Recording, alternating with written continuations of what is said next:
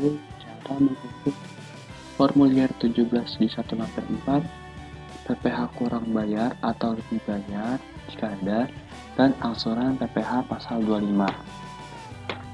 Nah, untuk mengisi formulir lampiran 1771, maaf teman-teman, untuk mengisi formulir 1771 lampiran 4, pertama-tama kita ke menu SPT PPh, lalu ke bagian lampiran dan pilih yang formulir 1771 lampiran 4, yaitu penghasilan yang dikenakan PPh final dan tidak termasuk objek pajak. Lalu kita klik. Jika sudah, akan terbuka seperti ini ya teman-teman. Untuk halaman 1, dia berisi tentang penghasilan yang dikenakan PPh final. Kalau misalkan kita lihat di sini teman-teman, di rekap fiskalnya, untuk penghasilan final itu dia dikenakan atas satu transaksi, yaitu bunga deposito sebesar 120 juta. Lalu kemudian sebelum kita menulis di dalam SPT-nya, kita lihat dulu nih penghasilan bunga depositonya itu berupa bruto atau berupa neto teman-teman. Kalau misalkan dia merupakan neto, berarti sudah dipotong PPh. Ini cara ngeceknya, kita lihat dulunya. Lalu di sini kita lihat ini teman-teman, saham brutonya, kita lihat di sini dia dikatakan sebagai neto. Nah, sudah saya katakan tadi, kalau netonya itu berarti sudah dipotong PPh-nya. Berarti penulisan itu di sini adalah 120 juta dikali dengan 100 dibagi 80, berarti kita dapat nominal sebesar 150 juta. Lalu untuk tarifnya itu kita isi 20%. Nah, lalu kita akan mendapat PPh tentang sebesar 30 juta ya teman-teman. Untuk selanjutnya kan tadi kita lihat finalnya cuma ada satu. Nah, selanjutnya kita ke halaman 2. Untuk di halaman 2 itu penghasilan yang tidak termasuk objek pajak. Nah, dalam kasus PT MNF ini, penghasilan tidak termasuk objek pajak itu nggak ada ya teman-teman. Jadi kita kosongkan saja. Jika sudah, kita bisa klik simpan. Apakah data akan disimpan? Kita pilih yes, lalu kita klik OK. Setelah disimpan, kita bisa tutup aja. Ini teman-teman, kita klik. Nah, sebelum kita ke bagian SPT Induk, terlebih dahulu saya akan memberitahu bagaimana cara mengisi lampiran kompensasi kerugian. Karena dalam kasus PTN ini dia mempunyai kompensasi kerugian yang dimulai dari tahun 2013. Sesuai dengan Undang-Undang PPh pasal 6 ayat 2, kerugian perusahaan dapat dikompensasikan selama 2 tahun. Nah, untuk memulai, pertama kita ke SPT PPh, lalu ke lampiran khusus, kemudian kita pilih penghitungan kompensasi kerugian fiskal. Nah, di sini kita ubah, lalu kita isi, teman-teman, kita isi sesuai data yang ada. Lalu di sini dia 2.450 juta dengan rugi SPT. Berarti di sini kita paste aja, kita minus biar kita tahu kalau itu rugi.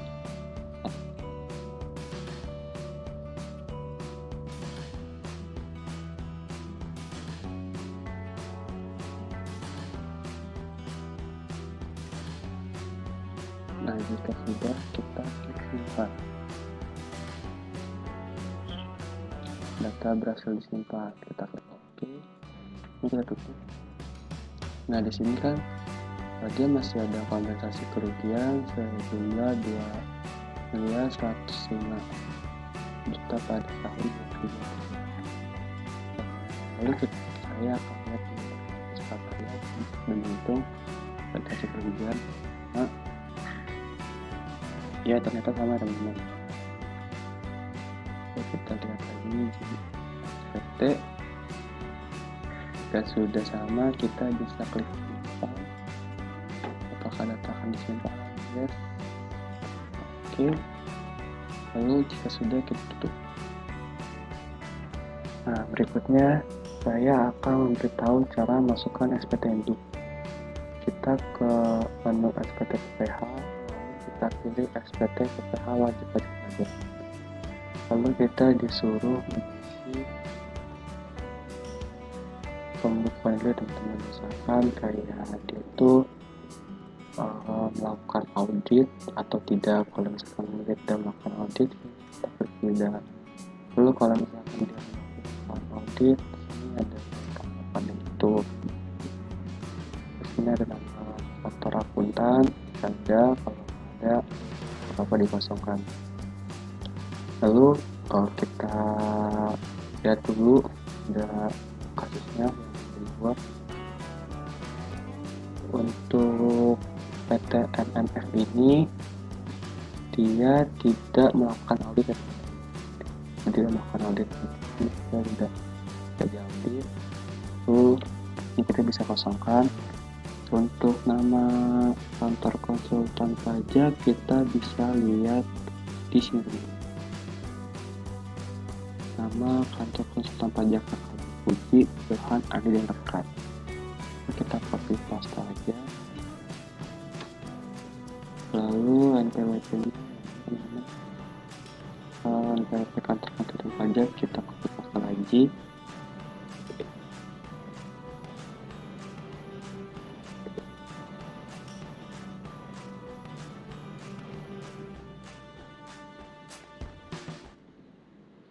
Biar teman-teman saya tulis saja 01 272 543 8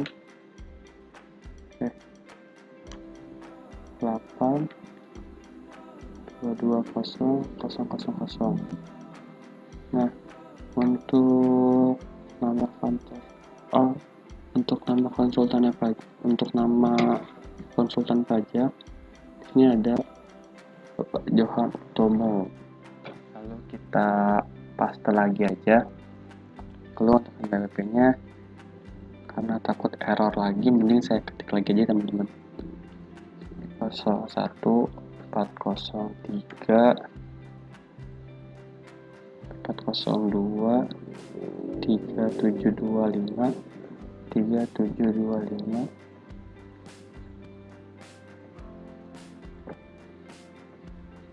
2200000.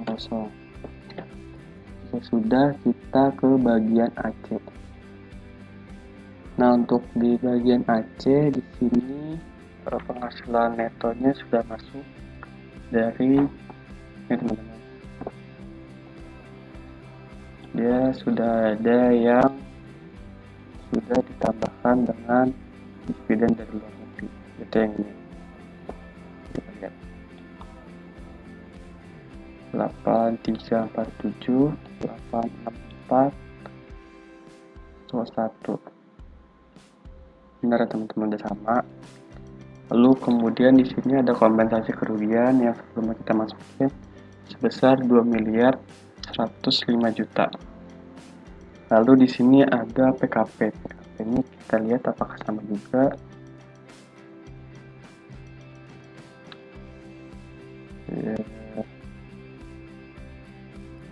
Ini teman-teman, PKP-nya sebesar 6.242.864.000.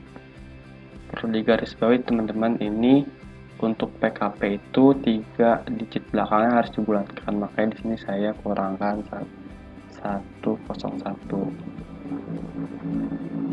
Nah, sudah sama. Lalu berikutnya kita lihat ke ini teman-teman, PPh terutang. Untuk PPh terutang karena dia brutonya itu tidak lebih dari 50 miliar, teman-teman, maka kita bisa gunakan pakai tarif PPh pasal 31 ayat 1, yaitu yang mendapat fasilitas. Nah, di sini kita lihat apakah PPh-nya sama atau tidak. PPh terutangnya kita lihat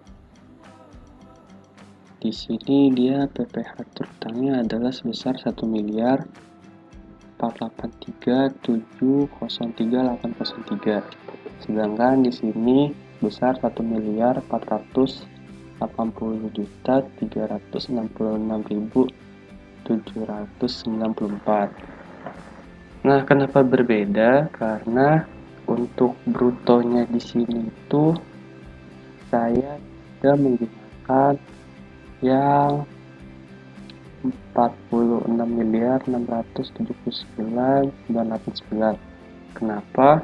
Karena menurut SEDJP nomor 2 tahun 2015, teman-teman, di huruf F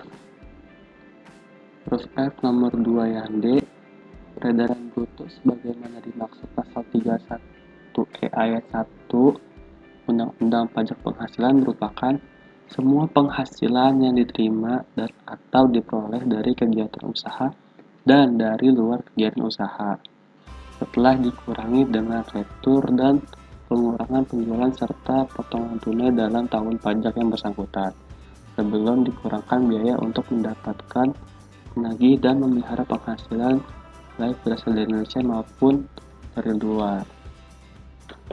Nah, kalau misalkan di dalam ISPT ini, dia hanya menggunakan peredaran bruto yang 46.617, atau yang ini saja. Tidak ditambahkan dengan peredaran bruto dari penghasilan dari luar usaha. Ya teman-teman, kalau kita lihat ini untuk peredaran brutonya. Nah, apakah kalau misalkan saya hanya menggunakan peredaran bruto yang 46 miliar itu hasilnya sama? Tidak. Ini saya coba hapus dulu. Enter. Untuk PPh terutangnya kalau pakai peredaran bruto 46 saja, PPh terutangnya itu sama ya teman-teman,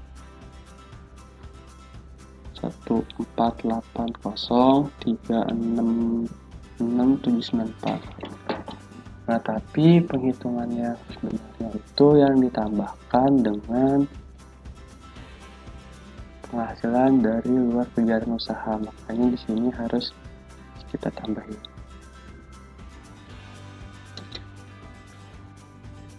Ini harus kita tambah.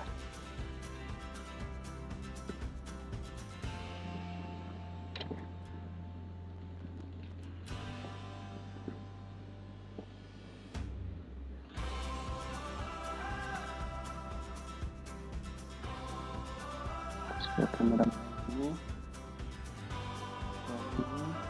dan juga yang ini, maka dia akan dapat peredaran bruto yang sesungguhnya itu 48.637.988.853. Nah, lalu untuk kalau misalkan kita lihat di sini untuk PPh terutangnya yang tarif pasal 31 ayat 1 ini, dia bisa diedit ya teman-teman, sedangkan untuk yang di atas ini dia tidak bisa. Nah, karena itu kita edit saja menggunakan PPh terutang yang ini. Kita copy paste saja. Lalu berikutnya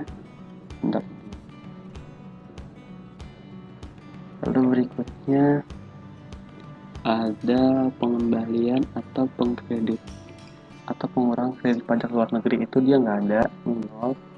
PPh ditanggung pemerintah, dia juga 0.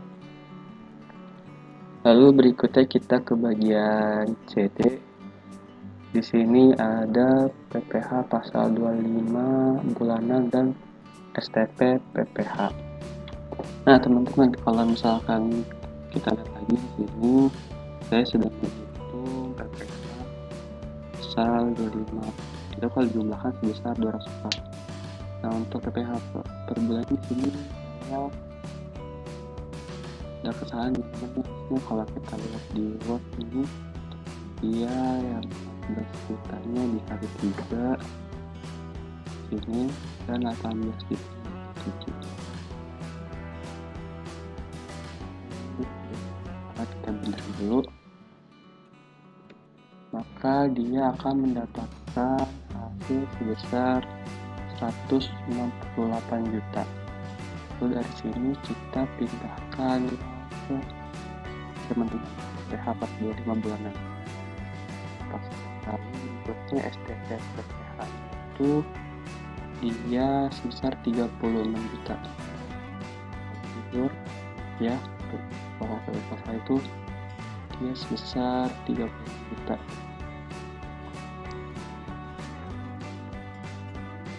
Lalu jumlahnya lumayan dekat ke 240. Lalu selanjutnya kita ke bagian E sampai C. Di sini adalah angsuran PPh pasal 25 tahun berjalan.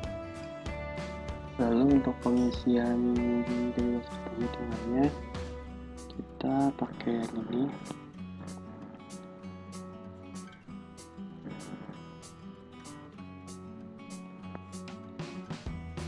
Lalu untuk PPh yang terutamanya kita menggunakan ini, teman-teman, kita ganti karena PPh terutamanya yang sudah saya bilang tadi. Ini kita ganti dan untuk investasi pajak ini kita masukkan yang 827.